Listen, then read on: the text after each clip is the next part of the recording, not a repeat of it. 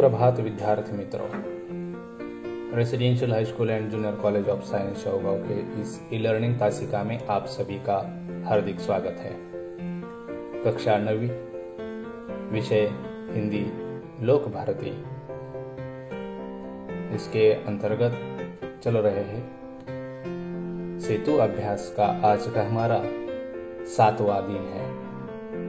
यह सेतु अभ्यास राज्य शैक्षणिक संशोधन व प्रशिक्षण परिषद महाराष्ट्र राज्य पुणे इनकी तरफ से चलाया जा रहा है। उसमें आप सभी को 8वीं कक्षा से और 9वीं कक्षा में जो आप अध्ययन करने वाले हैं उनसे जोड़ने का कार्य इस सेतु अभ्यास के द्वारा किया जा रहा है। तो आज हमारा यह सेतु अभ्यास का 7वां दिन है। 7वें दिन में आपका कृति पत्रिका का क्षेत्र है लेखन, भाषण, वाचन। और इस कृति पत्रिका से आपको कौन कौन से कौशल अपेक्षित है तो यह देखिए। छात्र अपरिचित परिस्थितियों और घटनाओं की कल्पना करते हुए गुट चर्चा में सहभागी होकर उसमें आए विशेष उदाहरणों, वाक्यों का अपने बोलचाल तथा संभाषण में प्रयोग कर परिचर्चा, भाषण आदि में अपने विचारों को मौखिक लिखित ढंग से व्यक्त करेंगे। इस कृति पत्रिका को पढ़ने के बाद आपको यह कौशल प्राप्त करने में सहायता मिलेगी। इसलिए यह कृति पत्रिका अच्छी तरह से पढ़िए, उसका अच्छी तरह से अध्ययन कीजिए। तो आओ अध्ययन करें, आओ पता करें। शिक्षक एक चित्र छात्रों के समक्ष प्रस्तुत करेंगे।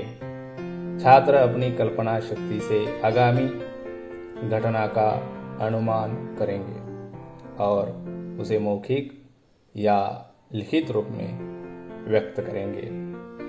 तो देखिए छात्रों, यहाँ आपके सामने एक चित्र दिया गया है। यह चित्र अच्छी तरह से आप देखिए। यह चित्र आपको देखकर आपके मन में कौन कौन से विचार आ रहे हैं उसे आपको व्यक्त करना है। उन चित्रों को आपको लिखना है, वह मौखिक या लिखित स्वरूप में। तो छात्रों, यह जो चित्र दिखाई दे रहा है, यह चित्र एक नदी के किनारे के बस्ती का मुझे लग रहा है। नदी के किनारे जो कुछ घर है वह पानी में डूबे हुए हैं, यानी नदी को बारिश की वजह से बाढ़ आई है और इस बाढ़ के कारण यह घर में पानी घुस गया है। यह सभी घर के जो लोग हैं, वह कुछ लोग आपको चित्र में दिखाई दे रहा है कि वह घर की छतों पर जाकर बैठे हुए हैं, वह अपना साहित्य लेकर। एक महिला अपने सिर पर अपना साहित्य और अपने बाहों में अपना छोटा सा नन्हा सा बच्चा लेकर पानी से बाहर आ रही है। उसके साथ साथ और एक लड़का है जो कि अपने सिर पर कटोरी लेकर आ रहा है। उसके बाद एक नाव आपको दिखाई दे रही है। उस नाव में कुछ बच्चे हैं छोटे छोटे। नाव चलाने वाला एक आदमी है और एक महिला है, वह भी अपना सभी साहित्य लेकर पानी से बाहर आ रही है। यानी एक गांव की यह स्थिति है जो नदी के किनारे यह जो बस्ती है। बारिश के दिनों में बहुत ज्यादा बारिश होने के बाद इस तरह की परिस्थितियां उत्पन्न हो जाती है और इन किसानों का, इन लोगों का इस तरह से हाल यह हो जाता है। ऐसी परेशानियों का सामना उन्हें करना पड़ता है। तो यह चित्र में आपको यह दिखाई दे रहा है। आप अपने शब्दों में इसे व्यक्त करना है।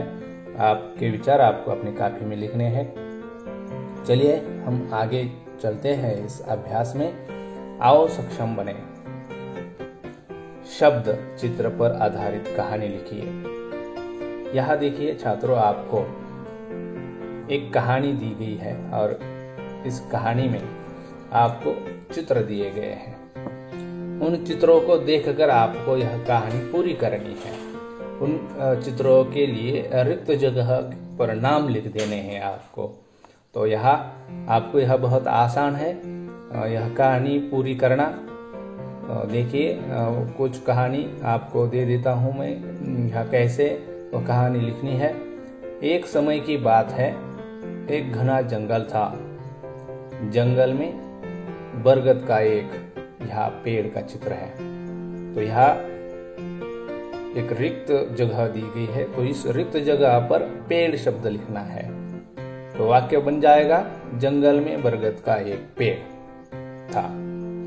पेड़ के नीचे से हाथी का चित्र दिया गया है। यहाँ तो हाथी चल रहा था।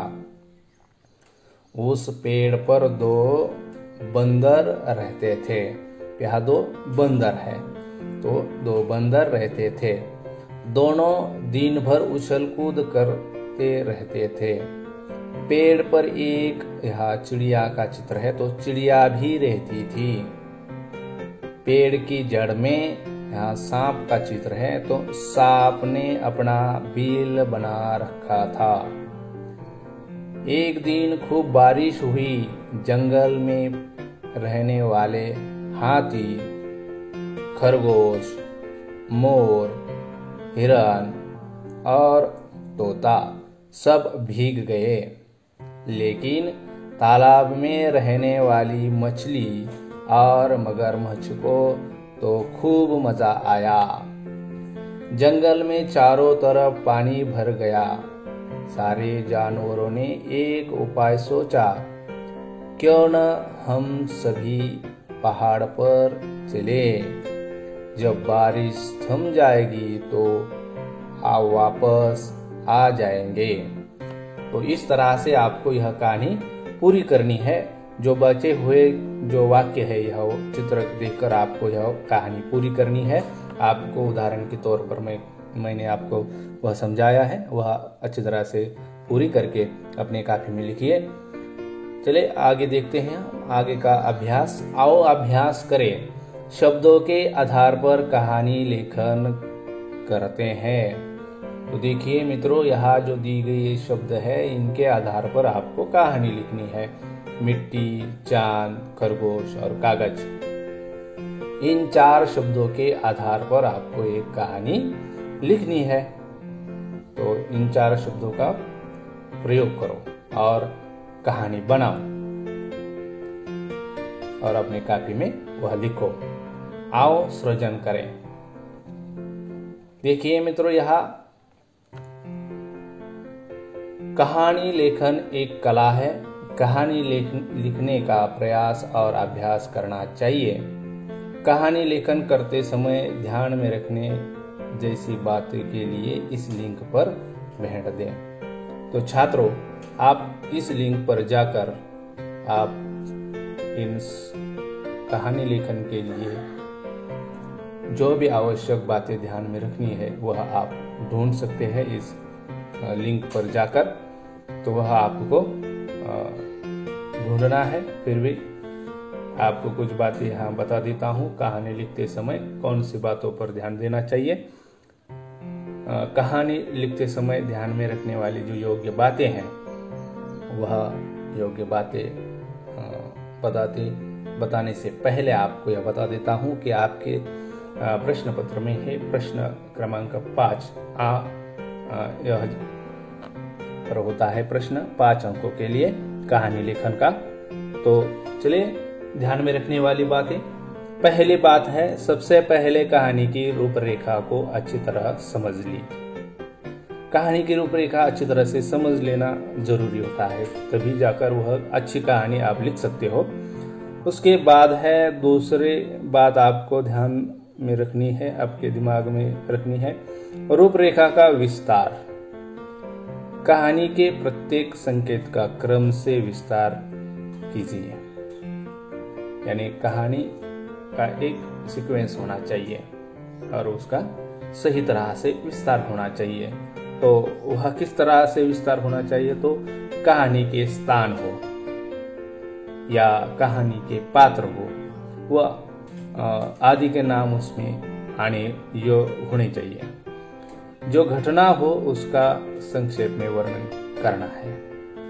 कहानी उसमें जो घटना घटित हुई है उस घटना का आपको अच्छी तरह से वर्णन करना है।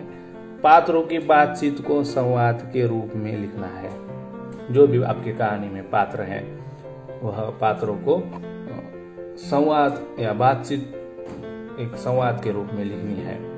और अन्य जो कुछ बातें महत्वपूर्ण होती है उसमें पहली जो बात है महत्वपूर्ण और कहानी भूतकाल में लिखनी चाहिए। कोई भी कहानी लिखिए वह भूतकाल में होनी चाहिए। दूसरी बात, पूरी कहानी 3-4 परिच्छेदों में बांटनी चाहिए। और तीसरी जो बात आपको उस तरफ ध्यान देना है तो वह है कहानी में विराम चिन्हों का उचित प्रयोग करना चाहिए। विराम चिन्हों का भी उचित प्रयोग कीजिए। पूर्ण विराम कहाँ देना है, अल्प विराम कहाँ देना है, उदाहरण चिन्ह का प्रयोग कैसे करना है, किस शब्द के लिए करना है, किस वाक्य के लिए करना है, इस पर आपको ध्यान देना है। और चौथी बात आपके दिमाग में होनी चाहिए शीर्षक के बारे में। कहानी के मुख्य पात्र, प्रसंग या संदेश को ध्यान में रखकर उसे छोटा सा शीर्षक देना आवश्यक है।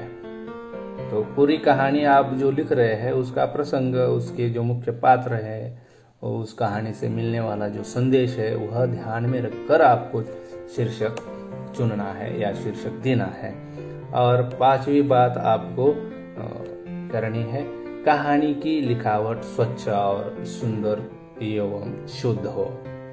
कहानी की लिखावट जो है वह सुंदर होनी चाहिए और स्वच्छ एवं शुद्ध होनी जरूरी है। यह कहानी लिखते समय आपको यह बातें ध्यान में रखनी है।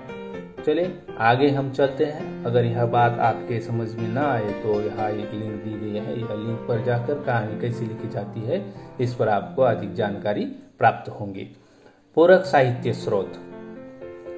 तो पूरक साहित्य स्रोत में आपको कक्षा 8वीं की हिंदी सुलभ भारतीय पुस्तिका में दी गई 2 लघु कथाएं पढ़िए और जंगल की कहानियां आनी है। तो आज के लिए इतना ही। अगले वीडियो में हम सेतु अभ्यास का अगला क्षेत्र देखेंगे, अगले कृति पत्रिका देखेंगे, उसे हल करेंगे। तब तक के लिए अलविदा, धन्यवाद।